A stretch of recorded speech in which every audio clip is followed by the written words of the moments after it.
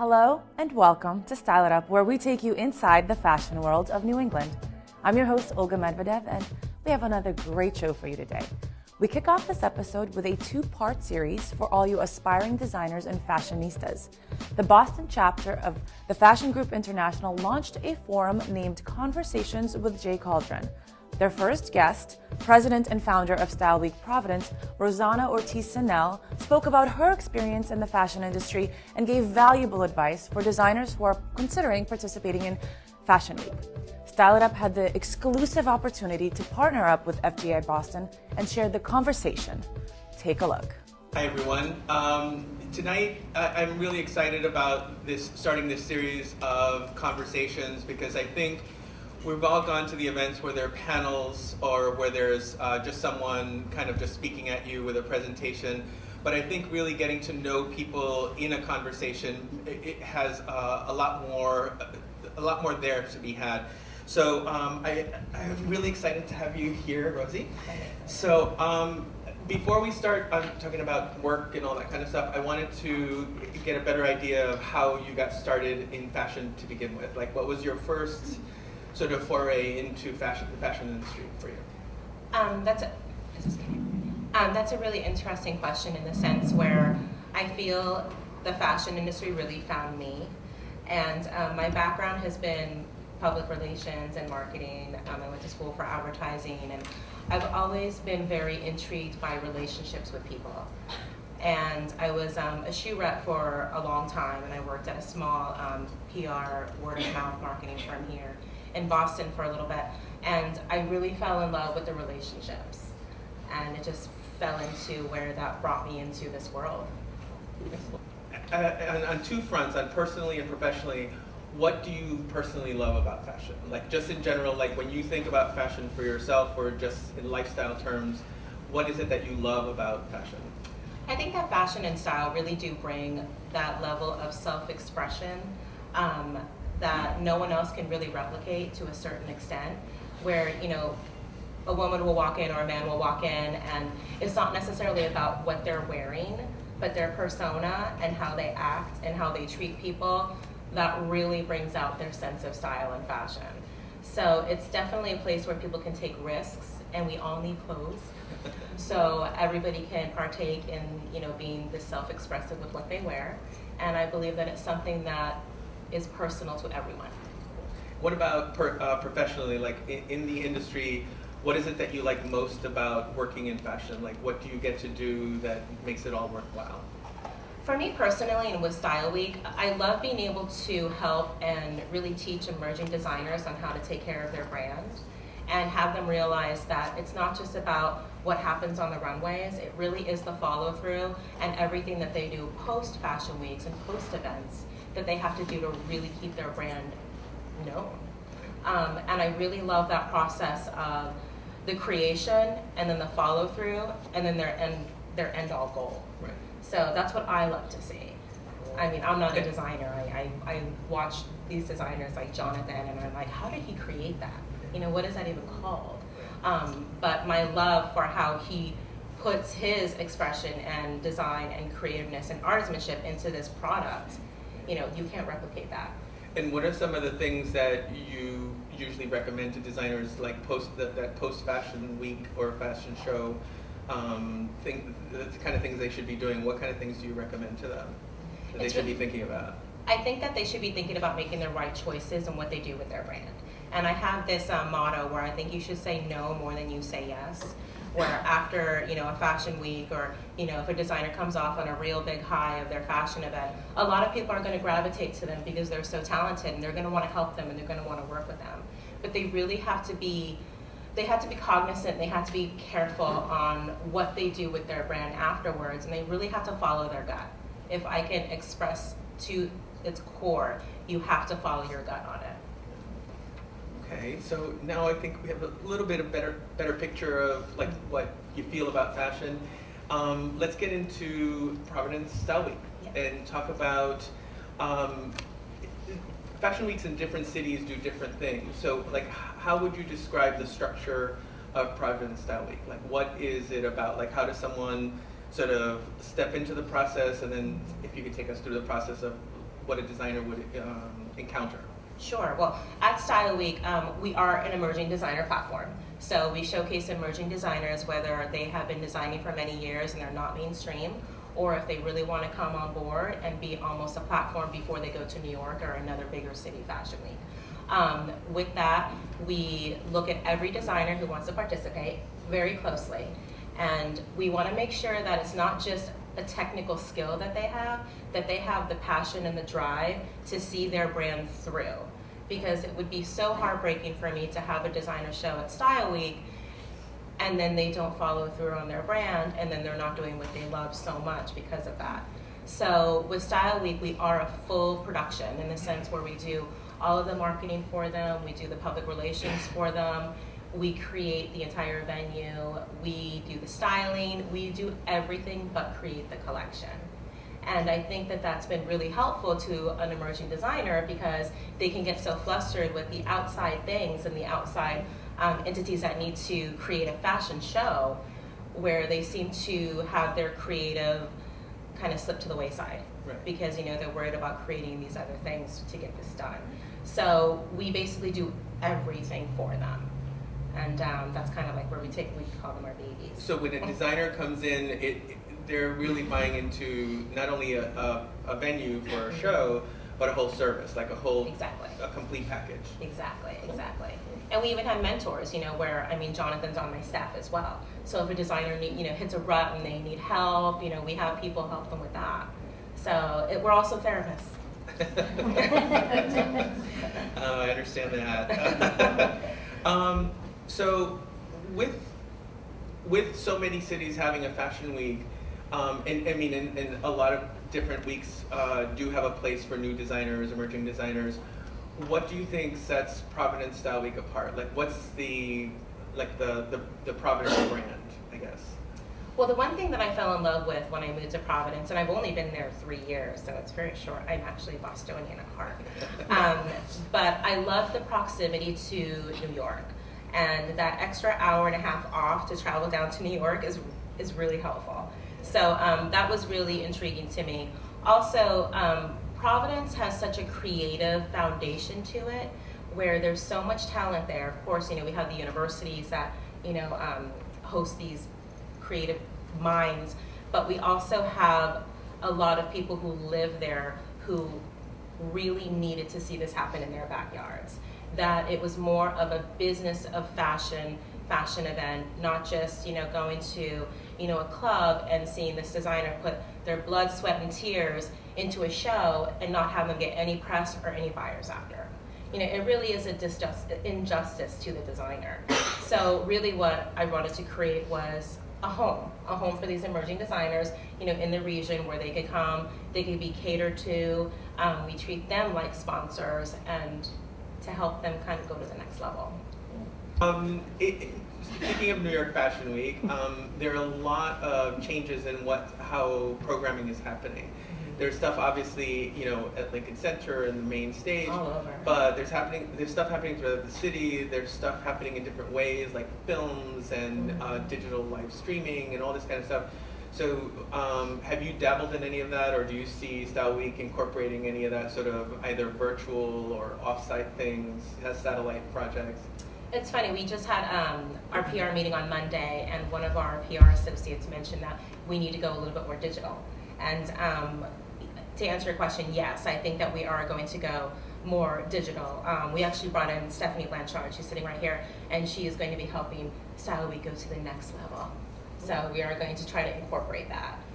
However, there are these buyers out there, and there are all these people and to me, everyone's a buyer. So it doesn't, somebody can go up to a designer and, like Jonathan has a lot of women who want him just to design a garment for an event. Right. So it's really hard to say who's a buyer and who isn't a buyer. So I always have problems with that. But, I lost my train of thought. But yes, we do want to go a little bit more digital, but we also have to be cognizant of those buyers and those people who love fashion and who have amazing influence in the fashion world, but they might not be digital. Right. So we have to be cognizant to be able to still touch every demographic. Do the face-to-face as well. Exactly. Right. And I think that's something that's lacking in our world on every level, where you don't have that that humanity touch, Right. you know, and that's very important to me on a personal level. Well, with digital, I mean, it's pretty clear. I mean, technology is definitely the basis of having a great presentation, but what do you think is the key to making that live interaction at a fashion show or in a series of fashion shows that makes people want to come back for more? Like, I mean, obviously the clothes, they're going there for the clothes, but I've been to Styleweek and there's energy, you know, there's excitement. So what are the elements do you think that create that? Like what helps that energy happen? I mean, basically, it's kind of just not being an asshole. You know, I mean, a lot of people, unfortunately, associate a fashion week with a little bit more of a snobbery. That really shouldn't be there, because fashion touches all of us. You know, I mean, even though, my father doesn't want to admit it, but he needs fashion in his life. And his jeans are fashion. It's style. Everyone needs it, or we would be naked. So I think that the more approachable you are, that's going to relate to people, because on every level, all of us want to be understood and accepted and loved. So we're all the same people.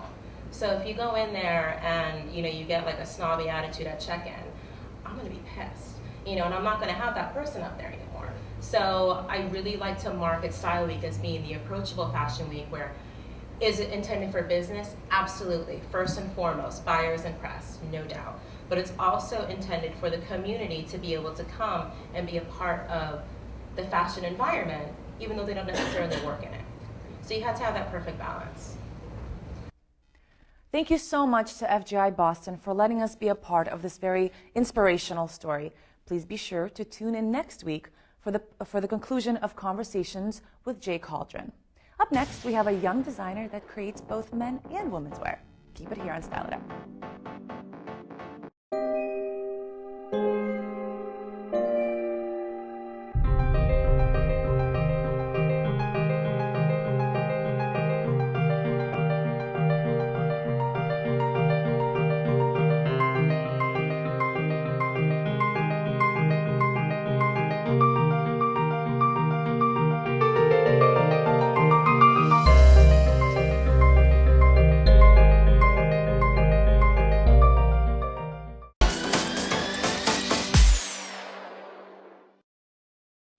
Welcome back to Style It Up. I'm Olga Medvedev. Our next guest is a young, talented designer who creates for both men and women. Sam Marquis is a New England native who from a young age had a passion for art, fashion, and history. She studied at LaSalle College and later spent time in Florence, Italy, where she acquired a drive and a sense of self. Both qualities are visible in her collection, and she's here to share it with us today. Please welcome Sam Marquis. Hi. Hello, Sam. Hey. So good to see you. Welcome, Thank you for having me. Thanks for coming on. Are you kidding me? It's our pleasure. Thanks. So let's chat. Yes. Talk about basically where you come from and talk about Italy and the inspiration for what you do. Well, I was born and raised, and now I live back in New Hampshire. I work in Boston. I work at the Boston Ballet, which is always fun. But I've been doing a lot of freelance. I just graduated last year in May. So since then, I've just been going crazy and doing collections and some custom work for different clients. So been having fun. So far, so good. That's awesome. Fun is important. Yes. So you spent time in Italy. I did. It was Talk fabulous. about that. I mean, Italy, come on. Doesn't get know. better than that. I know. I was kind of pushed in different directions. Some people said you should go to Paris. It's the fashion capital, but I really wanted to Milan? No, so I really, really wanted to get into a place that was more traditional, more historic. And so I chose Florence. I went with a few friends and we studied abroad. And I really got a much greater sense of fashion there because people will really wear whatever they feel like wearing, which is awesome. And there's so much great architecture.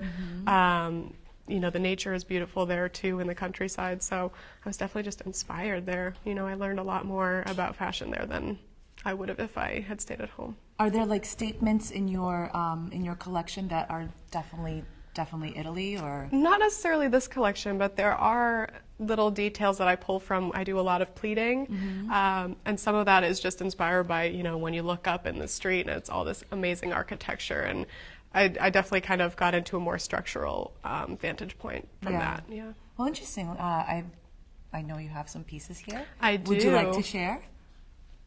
Let's bring out some of the models and discuss what's going on. First, we have Tiffany. beautiful Tiffany. She's wearing one of my looks from my spring-summer 2012 collection. I really wanted to focus on trimming and making one-of-a-kind pieces that you wouldn't necessarily see. So if she turns around, you can see that there's just a little detail at the back with this striped fabric. Yeah, and I love having something that's just different and unexpected. We'll talk about the colors a little bit. I was really into jewel tones. Yeah. I was inspired by the history of Tibet and the people there, their traditions, their culture, and even what they actually wear in their folk costume. And so I kind of took it a step further and made it a lot more rich. And instead of the bright colors, I took everything down a notch and had it just be really, really rich jewel tones. It reminds me of, it's very imperial. Yeah, a lot of people say that. A lot of people see almost like a goddess kind of thing with some of the pieces. Some of the pieces are more draped, so you know, everybody sees something a little And different. you also made the belt? I did. I added some of the trims to the belt to just tie it in a little bit better. I mean, that belt would go with so many things. It's just, I've worn it before, actually. I'm sure you so, have. Yeah. I don't blame you. Thank you so much, Tiffany. Thank you. All right. And now we actually have Nicole wearing another look from the same collection, and just something, again, a little bit different, adding the trims down the side. It can elongate the body too if you're short like me. You know, bring a little height, and I'm liking the little crop tops with the higher waist right now too. So. I know crop tops are very in right now. Yeah. It makes me want to go hit the gym pretty hard. I know. I mean, we would all have to. Unless you're J-Lo or, you know, Britney. Not me. You can wear that. So this is kind of a wrap skirt, or it is. It's a faux wrap. I have a couple wrap dresses and skirts, and I wanted one that was a bit more functional. So this one has a zipper up the back instead of being. Some people might get a little self-conscious with a wrap. So no, I think it's absolutely great, and everything can kind of be worn, mix and match. Yeah, I like doing that. I like having separates. There are, you know, a few dresses in this collection, but I really like being able to have somebody say, I like that top, but I don't like that bottom, and I like that bottom and not that top. So, you know, I mean, that's able to mix it up a little bit. Exactly. I mean, ideally, you'd want everything to kind of go, but it's all very subjective. Everybody has their own style. It's exactly. true. It's true. Thank you so much, Nicole. Well, you also have a couple more pieces that you brought with you. Let's step over here. These are all pieces from my new collection, so you can really see that there's a specific color palette going on. It's all jewel tones, and I threw in the black to make it a bit more wearable to the everyday person. I want to see the vest if you want to grab the vest? black one and talk about that a little bit. Oh, I love Right here we just have a basic vest. Yeah. You could really wear it with trousers or a pencil skirt. You could wear, you know, shorts, anything. You could dress it up or dress it down. And then when you turn it around, there's just this nice trimming detail that's you probably wouldn't think that you would see in a piece like this. And I just love that. Like I said, I love those little surprise elements. The buttons are very beautiful. Thank you. Just the textures are great. Thanks. Okay. Everything on here has some sort of trim. This one also has that little back surprise. Look at that. It's absolutely beautiful. Thank you. And everything is fully lined. It's ready to go, ready to be worn out on the street, which is also something that you might not see all the time. Everything is really, the quality is really important to me. Quality is important. You could see that there's just so much, you know, beautiful stitching going on. And I want to just show a little bit so that our audience could see like the skirt, the skirts you have here. This one is a wrap skirt. Oh, it is and a wrap skirt, it can be a little scandalous depending on how you wear it, and some people love that. You know, it's a really big slit, so you can show a lot of leg if you're confident in that. You can always, you know, tape it down too, but I love the double lining. You have the same basically mirror image here. Yeah. You know, it really is just beautiful. The color, the cranberry is just gorgeous. And this is also from your spring collection? Yep, spring collection for this year. Oh, these are fun. These are trousers. These seem to be everybody's favorite piece from this collection. They remind me of Princess Jasmine. I do hear that too. Oh my goodness. I get that a lot. I have actually had a couple orders for these, so I can see people, why. people love them. They're 100% silk, so they're really comfortable. They're just they beautiful. feel great. They really are. Yeah, they really are. And you can dress that down or dress it up. You know, it's just put on a pair of heels or flats, whatever you want to wear. Well, come on back over here. I believe we have a couple more looks. Yes, we do. All right. We have Tiffany again. This is actually the finale piece of one of my recent runway shows. And again, it's something you could really dress it up, or because of the height difference in the front, it could be a little bit more casual with some fun sandals too. Tiffany, can you just show the inside real quick? I just want our audience to see just how beautifully line that is? This is a custom fabric. I knew what I wanted. I knew I wanted a multicolored stripe with all different widths, and I knew I would have to just make it myself. So, but it came out great and it was beautiful on her. Pleating. It's not necessarily like a structured pleat, but it's more just almost like a folded ruche pleat. Yeah, it really is beautiful. Thank you very much. I adore that. The color's beautiful. I know. I think you should just walk away with that. I won't tell anyone. I'm kidding. No, I absolutely love that piece. Thank you. And just the mirror imaging of the inside and the belt. It's beautiful. It really is. She wears Thank well. you so much. She does. And then again we have Nicole. In this beautiful color. Oh my goodness. Everybody seems to love this color. Also, it's a really deep turquoise, which I love. It's a great color. I think it works for a lot of different skin tones and a lot of different people. And I think the hemline is really nice. It's in a few of the pieces. Having a difference in the hemline really just adds something fun and takes it from a regular wrap dress to something a lot more fashionable and different that you wouldn't necessarily see in a store. Some leggings, dress it down. Yeah, flats. exactly. You can go either way. It's versatile. It's beautiful. Exactly. So are you showing in Fashion Week? I'm not this year. I want to focus this summer. I'm really planning to make multiples of things. There you go. Go out and sell them, maybe go to the SOA market and try to see, how much I can push it out there. But for right now, I'm just going to continue showing this collection. I just had a show at the Liberty a few weeks ago, and it was received really, really well. So everybody seems to be taking to it nicely. Well, Tiffany, come on up here. I just want a final look. These beautiful girls, they're Dynasty models, an amazing modeling agency, always professional, on time, very talented, and of course they're really gorgeous. So definitely appreciate working with them again. And their beautiful hair is done by Jamie Chapman of J Chap Styles, who I love working with all the time. She always does a great job, and they absolutely look beautiful. They do. And once again, can you just tell our audience where we can learn more about you? If you go to www.sammarquis.com, or you can find me on Facebook at Sam Marquis Fashion Designer. Sam, thank you so much. Good luck with Thank everything. you. Thank you so much for sharing Thanks this for having me. collection. Thanks. It really is just a pleasure. Thank you. And we wish you all the best. Of course. Great. Thanks. Thank you. Unfortunately, that's our show for today. I would like to thank my guest, Sam Marquis, and always thank you for watching. Be sure to like us and follow us on Twitter and Facebook. Before I go, I will leave you with this quote from my favorite, Coco Chanel. Luxury must be comfortable. Otherwise, it's not luxury. Till next time, I'm Olga.